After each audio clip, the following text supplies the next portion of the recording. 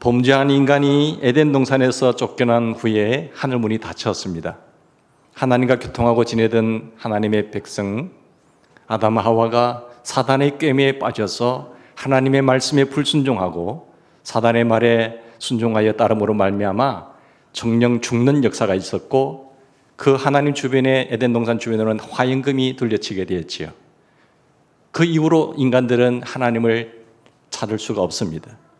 하지만 우리는 주께서 이 세상 성도들이 고난을 당하거나 고통과 아픔 중에 있을 때에 때로는 하늘문이 열리면서 하나님께서는 찾아오셨습니다. 그 가운데 한 사람이 구약시대의 에스겔이지요. 하나님의 거룩한 백성들이 하나님의 진노 속에 70년 동안 나라를 잃어버린 상황 속에서 얼마나 힘들어 고통 가운데 있었겠습니까? 그런데 그 어려운 상황 속에 고통 중에 절망 중에 빠진 에스겔에게 하나님은 하늘문을 여시고 찾아오셨어요. 그리고 하늘의 놀라운 비전을 보여주시면서 아들아 참아라, 70년이 지나면 내가 너희 백성들을 다시 회복하리라 라고 말씀을 주셨습니다. 하나님께서 이 바벨론의 놀라운 상황 속에서 어려움에 처했던 에스겔은 그 하늘문이 열리면서 주님을 바라보는 순간 얼마나 가슴이 뜨거웠겠습니까? 주님 감사하네요. 그래, 주님 참을 수 있어요. 즉 기다리겠어요 하면서 주님과 함께 그리고 백성들을 위로하면서 삶을 지나게 됩니다. 신약 성경에도 보면 사도행전에 보시면 초대 교회의 순교자 중에 한 사람이었던 스데반이 전도하다가 불신자들의 손에 들린 돌로 맞아 죽게 되었습니다. 돌을 맞으면서 피를 흘리면서 그가 눈에 보였던 시선의 시각 안에 들어왔던 것은 하늘에 주님의 서신 모습이었습니다. 그 아들의 광경을 바라보면서 주님이 두 손을 펼치면서 사랑하는 아들을 환영하는 그 모습 속에 스데반은 눈이 열린 것이죠. 그의 가슴 속에 주님을 만난다는 그 감격 속에 그는 위로와 큰 기쁨과 또한 하나님의 축복 속에 거한다는 것을 알고 너무너무 흥분했던 것입니다. 그러면서 그 돌이 아프지가 않았어요. 그리고 나는 순교하는 심정으로 주님 품에 안긴다는 그 심정으로 그는 끝까지 순교하게 됩니다. 영광스러운 주님의 모습을 바라보는 순간 그가 무엇이 두려웠겠습니까? 주님을 바라본 사람들은 두려움이 없는 것이죠. 오늘 본문의 역사 속에 보면 역사에서 가장 마지막으로 열리는 하늘문 광경을 사도 요한이 바라보게 됩니다. 하늘문이 열리면서 드디어 다시 오실 주님의 모습이 사도 요한의 시선에 들어오게 됩니다. 그리스도의 재림은 역사상 최대의 사건이 되는 것 아니겠습니까? 이 세상에서 가장 최대의 사건, 가장 위대한 사건은 주님이 다시 오신다는 사건입니다. 빌리 그레이엄 목사님이 런던 집회를 할 때 기자들이 이 목사님에게, 빌리 그레이엄 목사님에게 질문한 내용이 있어요. 당신은 금세기 역사에서 어떤 사건이 가장 위대한 사건이라고 생각하시나요? 라고 질문했을 때에 빌리 그레이엄 목사님이 이런 말을 했습니다. 그리스도의 재림이야말로 최후의 뉴스요, 최대의 뉴스가 될 것이다 라고 말했습니다. 그리스도의 초림이 사실인 것처럼 예수 그리스도를 소망하면서 예수 그리스도의 재림을 갈망하는 심령들에게는, 믿음으로 받아들이는 사람들에게는 전혀 그들에게는 큰 축복이요 기쁨이 될 것입니다라고 말했던 것이죠. 그렇습니다. 예수님의 초림이 약속되었고 예수님이 메시아로 온다고 하시는 사실 속에서 믿는 사람이 있었고 믿지 않는 사람이 있었지만 하나님의 약속대로 주님은 이 땅에 오셨습니다. 그것이 예수의 초림이었어요. 그리고 다시 하늘로 본 그대로 다시 오시라고 하신 그 주님의 말씀이 머지않아 우리의 생애에 다시 재림하는 역사가 일어날 줄 믿습니다. 주님이 내 생애를 마감하기 전에 먼저 오실 수도 있고 우리가 먼저 주님 앞에 설 수도 있겠지만 세대적인 종말이든지 개인적인 종말이든지 그건 상관없이 주님의 세대적인 종말은 반드시 다시 이 땅에 오실 것을 믿어 의심치 않습니다. 우리는 예수님의 재림에 대해서 그 시기와 방법에 대해서 많은 사람들이 관심을 갖고 있죠. 거기에 집중합니다. 그러나 본문에 보시면 성경 기자는 재림하시는 그분이 어떤 모습으로 오실 것인가 라고 보여주셨습니다. 그리고 그분이 왜 다시 오셔야 되는지 이유를 분명하게 말씀하고 계십니다. 먼저 우리가 생각해 볼 것은 다시 오실 주님은 어떤 분이신가를 먼저 살펴보고자 합니다. 첫 번째로 다시 오실 주님은 어떤 모습으로 오실까요? 사도 요한에게 계시했던 하나님의 말씀 속에 오늘 11절 말씀 보십시오. 주님은 역사의 마지막 승리자로 이 땅에 다시 오십니다. 11절에 보시면 승리자로 다시 오실 그리스도의 이미지가 어떤 모습으로 상징되어 있나요? 내가 한번 같이 보십시다. 또 내가 하늘이 열린 것을 보니 보라 백마와 그것을 탄 자가 있으니, 그죠? 로마 시대의 전쟁에서 승리한 장군은요, 백마를 타고 온 거예요. 그 전쟁에서 승리자가 백마를 타고 입성하면 우리가 승리했구나라고 알 수가 있습니다. 그래서 흰말은 승리자의 상징이었습니다. 재림은 그리스도가 승리하는 사건입니다. 모든 악의 세력을 다 물리치고 우리가 17장, 18장에 있었던 것처럼 사단의 멸망을 우리는 목도하지 않았습니까? 승리주로 오시는 예수 그리스도, 우리 시대는 복음이 쇠퇴하는 시대일지 모르겠어요. 그리고 참된 복음이 쇠퇴하고 신문이나 뉴스에서 종교인 숫자가 줄어든다는 보도를 대할 때마다 우리는 자연히 주님 어디 계시지요? 주님 왜 이 사람들이 이렇게 세상을 향하여 나가고 있나요? 주님 빨리 오시면 좋겠네요 라고 대할 때 우리는 자연히 그렇게 질문을 던질 때, 그러나 예수 그리스도는 마지막 때에 반드시 최후의 승리자로서 역사 속으로 오신다는 사실을 확신하시기 바랍니다. 두 번째, 주님은 어떤 모습을 보여주셨나요? 다시 오실 주님은 왕으로 오신다고 말씀하고 계세요. 여러분 12절 볼까요? 그 눈은 불꽃 같고 그 머리에 많은 관이 있고 했어요. 면류관은 물론 승리자의 이미지가 될 수 있지만 왕의 이미지도 됩니다. 왜냐하면 왕들이 면류관을 썼기 때문이죠.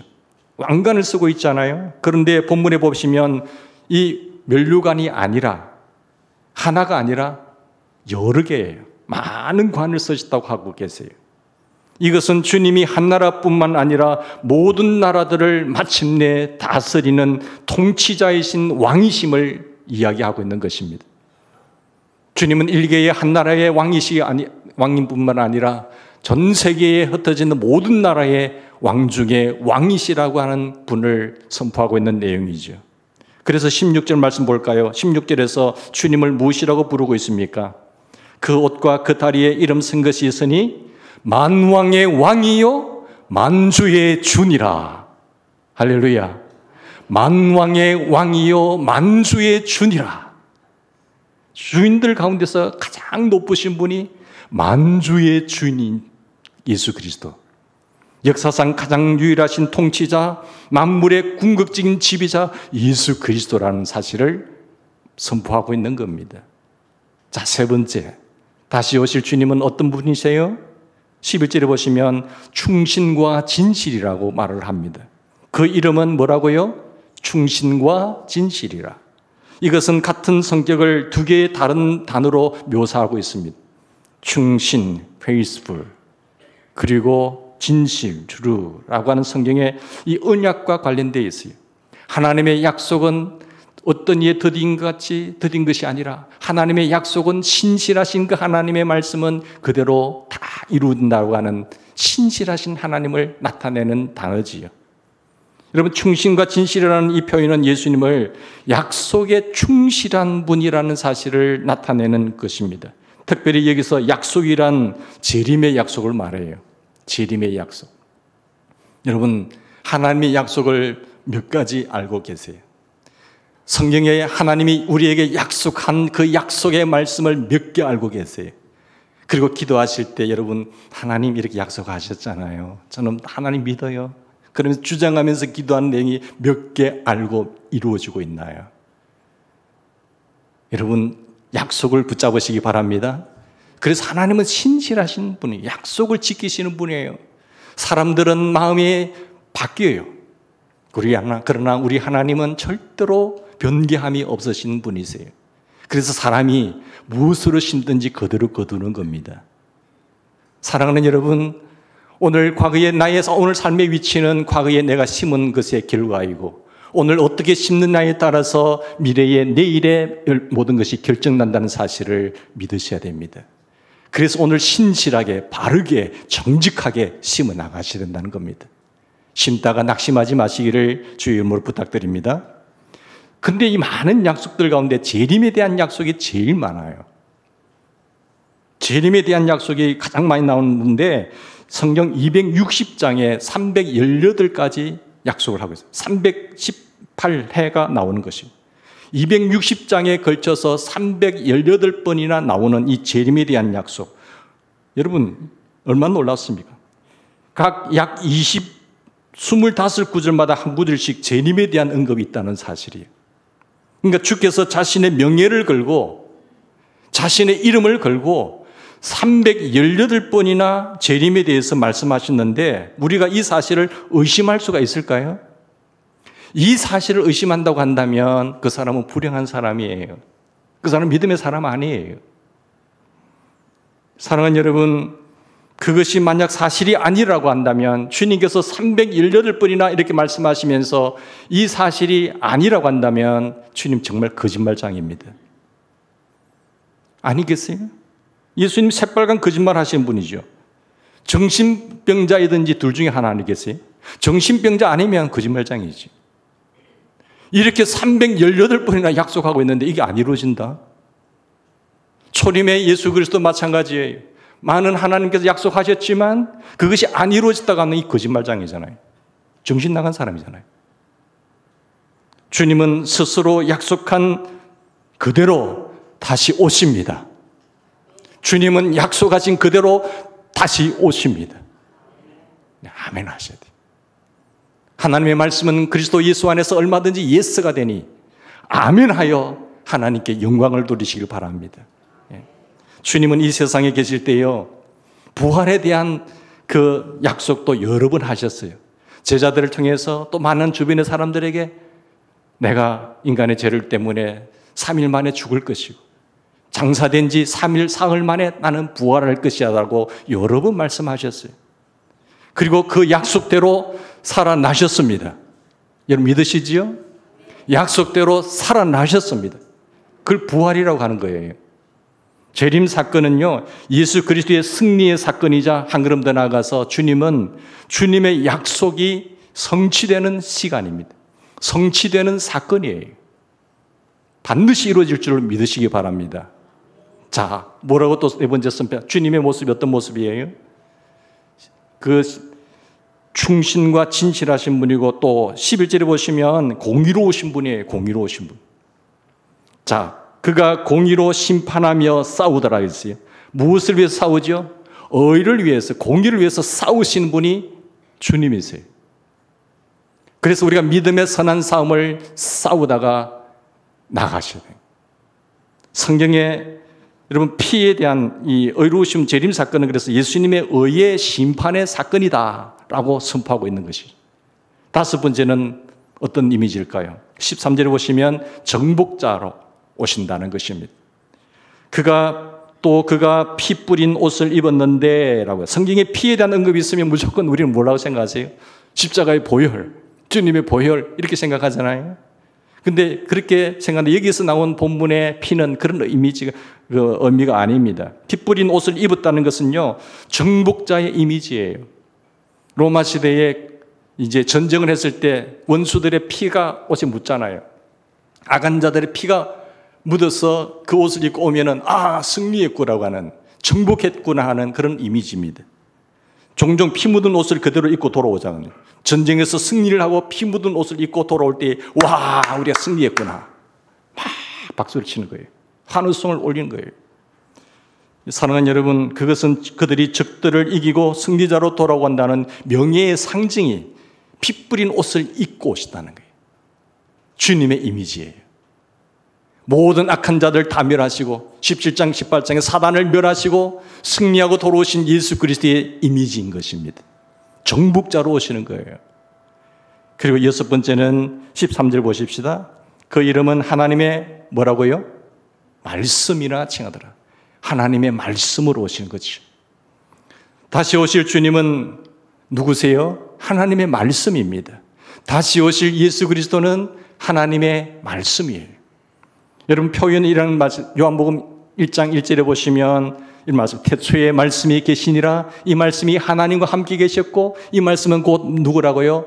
하나님이시니라. 창세기 1장 1절은요. 베르스트 바라 엘로임 예헤타 샤마임. 이때 태초하고 요한복음 1장 1절의 태초는 달라요. 모든 만물이 지어지기 전에 하나님과 성부, 성자, 성령 하나님과 천사들이 있었어요. 그리고 그 이후에 바라라고 하는 것은 만물이 창조될 이 태초는 창세기 1장 1절의 태초는 그 이전의 태초하고 다르다니까요. 성부, 성자, 성령 하나님이 계신 가운데 천사들이 연계가 있었고 그 다음에 우리 인간들과 만물을 창조하신 것입니다. 이 말의 가장 중요한 것은 뭔가 하면 요한복음 1장 1절에 나타난 이 말씀의 가장 중요한 것은 뭔가 하면요. 하나님이 말씀이라는 거예요. 이런 말의 기능 중에 하나가 표현이잖아요. 말. 그래서 제 말이 제 생각과 제 뜻을 나타내는 거예요. 가만히 있으면 잘 모르잖아요. 근데 말을 하는 순간, 기록으로 남기는 순간, 말을 하는 순간 아, 저 사람의 생각과 뜻이 그렇구나 하는 것을 알게 되는 거잖아요. 말씀하신 주님도 그 무엇인가를 나타낼 것입니다. 그렇다고 한다면 예수님은 그 말씀을 통해서 무엇을 나타내고 계세요? 무엇을 나타낼까요? 그것이 다음 말씀에 명백하게 기록되어 있습니다. 요한복음 1장 18절에 보면 본래 하나님을 본 사람이 없으되 아버지 품속에 있는 독생하신 하나님이 나타내셨느니라. 본래 하나님 본 사람이 아무도 없어요. 근데 말씀을 통해서 하나님이 나타나셨다. 독생자를 통해서 나타내셨다. 말씀하신 거죠. 예수님은 볼 수 없는 하나님을 나타내십니다. 즉 예수님이 하나님이신 것입니다. 예수님의 인격 속에는 하나님의 인격을 발견할 수 있습니다. 예수님은 하나님을 계시하기 위해서 이 땅에 오신 것입니다. 구약에 나타나신 하나님이 하나님은 이런 분이야 라고 육신의 몸을 입고 오신 분이 성자 하나님이잖아요. 그래서 예수님이 이 땅에 계실 때 뭐라고 하셨습니까? 나를 본 사람은 내 아버지를 보았다. 하나님을 보았다고 하니까 서기관과 바리새인들이 예수님 죽이려고, 네가 하나님이라고 죽이려고 한 거예요. 주님의 말씀의 의미가 그것입니다. 요한복음 1장 14절에 보십시오. 말씀이 육신이 되어 우리 가운데 거하심에 우리가 그 영광을 보니 아버지 독생자의 영광이요 은혜와 진리가 충만하더라. 우리가 그 말씀이신 그분이 우리 가운데 보니까 은혜와 진리가 충만하더라. 아버지 독생자의 영광이 나타난 것이잖아요. 요한복음 1장 1절에서 이미 하나님께서 말씀이라고 했습니다. 그 말씀이 육신이 되어 오심으로 하나님이 구체적으로 계시된 겁니다. 그런데 그분이 가시고 예수님을 정확하게 알 수 있는 분은, 가르쳐 주시는 분은 누굴까요? 성령님이죠. 성령으로 아니고는 예수님이 영으로 오신 그 하나님이 성령 하나님이세요. 성령이 오셔야 예수님에 대해서 정확하게 조명하고 알게 하고 깨닫게 하십니다. 그리고 그 예수님을 믿어야 우리는 구원을 받는 거예요. 지금은 영으로서 우리 심령 안에 내 안에 계셔서 활동하시는 분이 성령 하나님이신 것을 믿으시기 바랍니다. 어디로 가든지 세상 끝날까지 내가 너희와 항상 함께하리라. 육신을 입고 오신 그 하나님은 팔레스타인 안에 갇혀 계셨어요. 먼 나라까지 갈 수가 없었어요. 그러나 이제는 시공간을 초월하셔서 모든 사탄을 멸하시고 하나님의 거룩한 백성들을 지키시고 보호하시고 일으키신다고 하는 사실을 믿으시기 바랍니다. 우리가 기도함으로 말미암아요 저 먼 땅에서도 주님은 역사하시는 분이에요. 사랑하는 여러분, 그리스도가 없었더라고 한다면 인간은 하나님을 절대로 알지 못했을 것입니다. 어떤 철학자의 이론 속에서도 하나님이 분명하게 나타나지 않습니다. 철학을 알고 공부를 많이 했다고 해서 그분이 하나님을 아나요? 저는 지금까지 철학을 통해서 하나님을 발견했다고 고백하는 사람 한 사람도 못 봤습니다. 그렇지만 저 시골에 계신 연세 드신 할머니가 하나님과 늘 기도하고 교제하며 기통하는 그 모습 속에서 야, 이분은 하나님을 본 사람이구나 라는 것을 느낄 수 있지요.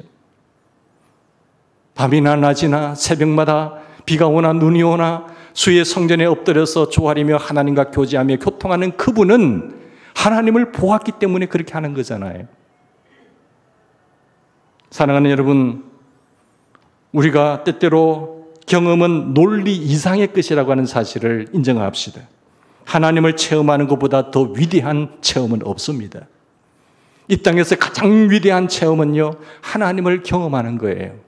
하나님을 체험하면은 우리의 언행이 달라질 수밖에 없다고 하는 사실을 여러분 아시나요? 주님이 나와 함께 하시고 나와 늘 함께 동행하시는 그분 앞에서 두렵고 떨림으로 우리는 조심한다는 사실을 꼭 믿으시기 바랍니다. 주님이 없으면 우리는 내 마음대로 살 수가 있어요. 그러나 주님이 나의 주인 되신, 내 인생의 주인 되신 그분이 내 안에 계시면서 나의 모든 행동을 보시고 판단하신다는 사실을 아는 사람이라고 한다면 은행을 조심하게 된다는 것입니다. 예수님의 초림과 재림의 공통점이 뭘까요? 둘 다 하나님을 계시하는 사건이라는 사실입니다. 다시 한번 역사의 종국에 하나님의 영광이 우주에 충만하게 나타날 것입니다. 초림에서 예수님은 누구나 쉽게 접근할 수 있는 분이잖아요. 인간의 모습으로, 아기의 모습으로, 약자의 모습으로 와주셨기 때문에 그 누구도 다 볼 수 있었어요. 어떤 대통령만 하더라도 만날 때 보좌관들 때문에, 경호원들 때문에 함부로 만날 수 없고 근접할 수 없잖아요. 초림하신 예수님은 아기의 모습으로, 약자의 모습으로 오셨기 때문에 누구든지 다 볼 수가 있었습니다. 그런데 재림하실 때 그분은 더 이상 초라한 모습으로 오지 않습니다. 심판자의 모습으로, 정복자의 모습으로, 승리자로 영광스럽게 오신다는 사실을 여러분 확신하셔야 됩니다. 그리스도의 재림 사건은요, 바로 그리스도의 마지막 승리를 선언하는 사건이고, 그리스도의 약속이 성취되는 사건이고, 그리고 그리스도의 공의를 통해서 심판이 이루어지는 사건이 재림 사건입니다. 그리고 하나님의 마지막 영광이 계시되는 사건입니다. 이 사실을 사도 요한을 통해서 주님은 계시하고 계시는 것이죠. 그리고 후반부에는 무엇에 대해서 말씀하는가 하면 왜 재림의 주님이 오시는가? 왜 주님이 오셔야 될까요? 그리스도께서는 성도들의 구원을 완성시키려고 오신다는 사실이에요. 그래서 구원이 처음 믿을 때보다 가까웠다고 하는 사실은 우리의 택함을 받은 이후로부터 마지막 구원이 이루어질 때까지 우리의 몸을 잘 간수하셔야 돼요. 너희 몸은 하나님께서 거하시는 성령의 전인 줄 알지 못하느냐? 누구든지 성전을 더럽히면 그 몸을 더럽히는 자는 하나님이 그 사람을 멸하신다고 하셨거든요. 사랑하는 여러분, 내 안에 계신 주님, 그 주님을 잘 모시면서 하루하루 염려와 불안과 두려움 없이 주님 안에서 승리하는 우리 모두가 되기를 바랍니다. 신랑과 신부가 혼인식을 치르고 영원한 결합 속에 들어가는 것처럼 우리도 주님이 오심으로 말미암아 그분과 함께 영원한 영광을 누리게 될 것이고 천국에서 영생 지복을 하는 하나님의 거룩한 백성들이라는 사실을 기쁘게 생각하고 감사할 수 있기를 바랍니다. 주님을 닮은 존재로 그리스도의 정결한 신부로 완성되어서 그분과 함께 영광을 누리게 되는 것이 구원의 완성이라는 사실입니다. 그런데 악한 사단이는요, 우는 사자와 같이 택한 백성이라도요, 구원을 완성하지 못하도록 미혹시키고 배반하고 배신하고 배교하고 떠날 수 있도록 계속해서 미혹한다고 하는 사실을 여러분 기억하셔야 됩니다. 한 사람도 미혹되어서 사탄에게 끌려 지옥으로 가는 자가 없기를 주의 이름으로 축원합니다. 이 불신앙의 세상에 대해서 어떻게 심판할까요? 그리스도 믿는 하나님의 백성들에게는 예수 그리스도의 재림이 구원의 완성되는 순간이라고 한다면, 그 영광스러운 축복의 날이라고 한다면, 이 세상을 향한 불신앙의 세상에 대해서는 그리스도는 심판을 하시러 오신다고 하는 사실을 이야기하고 있습니다. 본문에 보실까요? 특별히 두 대상에게 심판의 초점이 맞추어지고 있습니다. 마지막 전쟁 때 짐승과 거짓 선지자가 잡히게 될 것이에요. 그죠? 여러분 19절 이하에 보시면 17절, 18절 전쟁이 일어나고 19절 이하에 보시면 여기 보면 두 대상에 대해서 심판에 초점이 맞춰져 있습니다. 여기 보면 특별히 짐승과 거짓 선지자, 짐승은 누구지요? 우리 앞에 살펴본 바대로 바다에서 나온 짐승, 바다에서 올라온 짐승, 땅에서 나온 짐승, 예? 정치적 적그리스도, 종교적 적그리스도, 옛뱀, 사단, 마귀라고 하는 용의 하수인 역할을 하는 이 두 짐승, 이 용이 잡히고 그리고 이 두 짐승이 잡혀서 어떻게 됩니까? 그러니까 짐승은 정치적인 적그리스도를 말하고 거짓 선지자는 종교적 적그리스도를 말하는 거예요. 정치적 적그리스도는 세상 밖에서, 교회 밖에서 활동하는 존재를 말하고, 여기서 종교적 적그리스도는 교회 안에서 활동하는 사단의 하수인을 말하는 겁니다. 그러니까 지금 우리의 역사는 폭풍 직전의 시간일지도 모르죠. 우리가 생각하는 것 이상으로 훨씬 더 위기에 처한 시간에 우리가 지나가고 있습니다. 하나님께서는 이 마지막 전쟁을 통해서 잘못된 정치와 잘못된 종교와 사단의 영향 아래에 있던 세상의 모든 부패와 부조리와 그리고 불의를 심판하실 거예요. 그리고 모든 불의의 세력을 추종하던 사람들까지, 그 불의한 세력에 추종하는 자들까지, 그런 세력을 주도했던 자들과 함께 어디 들어가요? 불못에 던지시는 거예요. 여러분 20절 같이 한번 보시겠습니다. 20절 같이 시작. 짐승이 잡히고 그 앞에서 표적을 행하던 거짓 선자도 함께 잡혔으니 이는 짐승의 표를 받고 그의 우상에게 경배하던 자들을 표적으로 미혹하던 자라. 이 둘이 산채로 유황불 붙는 못에 던져지고, 그죠? 그 모든 다른 세력들, 추종했던 세력들까지 나중에 보면 나와요. 하나님은 한 사람도 지옥에 보내지 않습니다. 그 좋으신 하나님 이름 신뢰하시죠? 하나님은요, 다 한 사람도 멸망하기 원하지 않으세요. 지옥에 보내기를 원하죠. 본래 지옥은요, 누구를 가두기 위해서 만들어진 줄 아세요?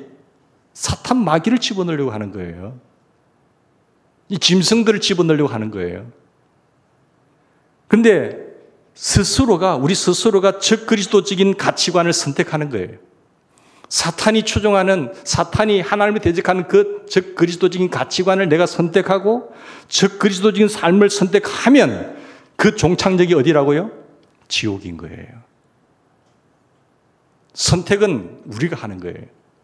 하나님은 다 에덴 동산에서도 물처럼 하나님과 함께 영생 지복을 누리기를 원하는 거예요.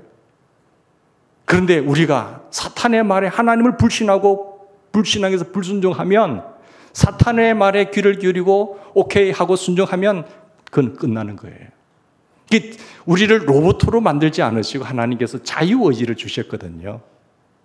하나님은 한 사람도 내 말을 듣고 나를 신뢰하고 주님을 따라오기를 원하지만, 그 하나님을 불신하면서 믿지 않고 불신앙적인 행동으로 사탄을 쫓아 행하면 결말은 지옥이라는 사실이죠.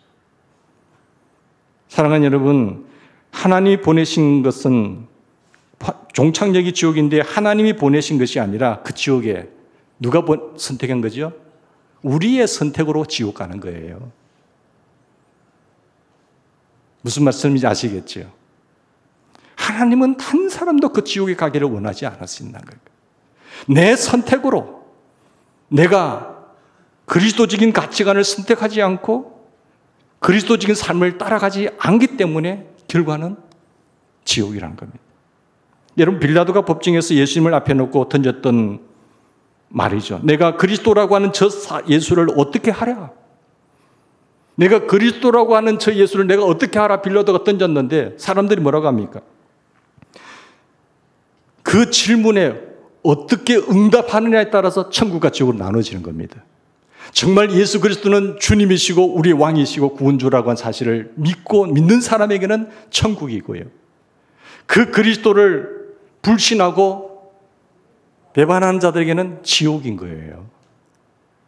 우리가 어떻게 응답하느냐에 따라서 천국과 지옥은 결정됩니다. 그래서 예수님을 구세주와 주님으로 영접한 사람들에게는 재림의 사건은요, 우리의 자신의 구원이 완성되는 순간이에요. 하나님이 그를 위해서 예비하신 저 영혼을 향해서 떠나는 그 사건에 불과한 것입니다. 그 천국에서 만나는 거예요. 그러나 그리스도를 거절했던 사람들은 그날 주님을 구세주로 만나는 것이 아니라 무엇으로 만날까요? 심판주로 만나게 돼 있어요. 지상에 사는 모든 사람들에게 그리스도는 구세주이든지 아니면 심판주이든지 두 가지 중에 하나입니다. 우리에게는 구세주로 오셔야지, 그 주님 대신 나의 주님과 함께 영생 지옥을 누리셔야지, 심판주로서 둘째 사망에 들어가는 그 어리석음이 없기를 주의 이름으로 부탁드립니다. 예수님이 당신의 구세주가 되셨습니까? 예수님은 나의 주인이십니까? 주인은 그리스도십니다. 살아계신 하나님이십니다라고 고백하는 그 입술의 고백이 내 삶에 묻어 있어서 그 예수님만 바라보고 나가십니까?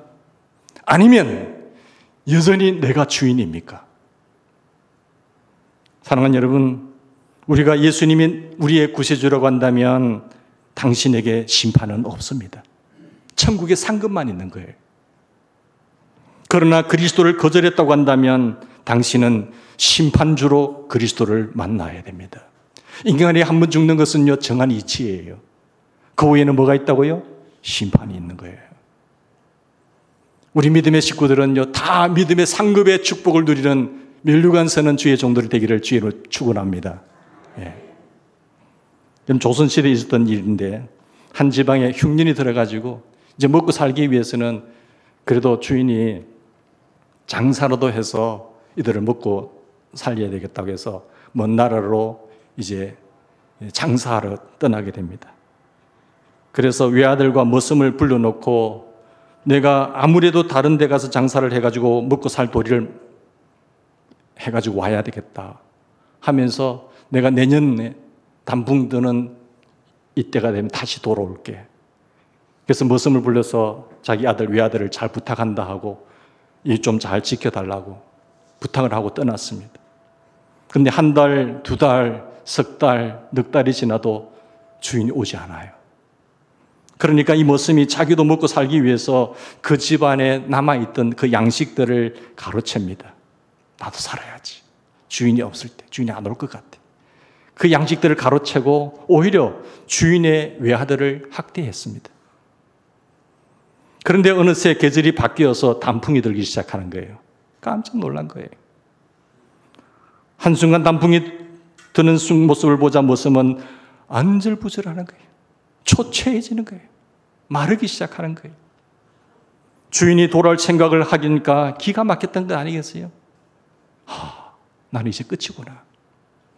그러나 머슴에게 학대받던 그 집 아들은요, 똑같은 현상을 바라보면서 아빠 언제 오세요?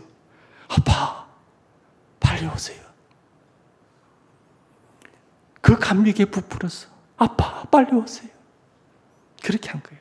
똑같은 현상이지만 주님의 오심 속에서 구원의 마지막 소망을 간직하고 있는 그리스도인들에게는 마지막 때의 징조를 바라보면서 우리는 저 영혼을 사모하면서 누리게 될 그날을 바라보면서 기뻐할 거예요. 마라나타 주 예수여 어서 오시옵소서. 주께서 우리를 위하여 준비하신 그 기업을 상속받기 위해서 변해가는 이 시대를 향해서 우리는 이 소리 외칠 수 있어야 됩니다. 아멘 주 예수여 오시옵소서. 마라나타 할 수 있어야 돼요. 불신앙의 사람들은요, 그날이 초췌해지면서 두려움의 순간으로 재림의 순간이 오지만 우리 그리스도의 하나님의 백성들은 나의 임종의 순간이 다가오면 다가올수록 주님 감사하네요. 제가 마지막까지 끝까지 믿음으로 주님을 바라보며 나갈 수 있는 거 감사하네요 주님. 고백하며 주님 앞에 편안히 안기는 개인적인 종말이든지 세대적인 종말이든지 우리 믿음의 어르신들은 정말로 인종의 순간에 주님 앞에 편안히 안기는 그런 은혜가 충만하기를 주의 이름으로 축원합니다. 같이 기도하십시다.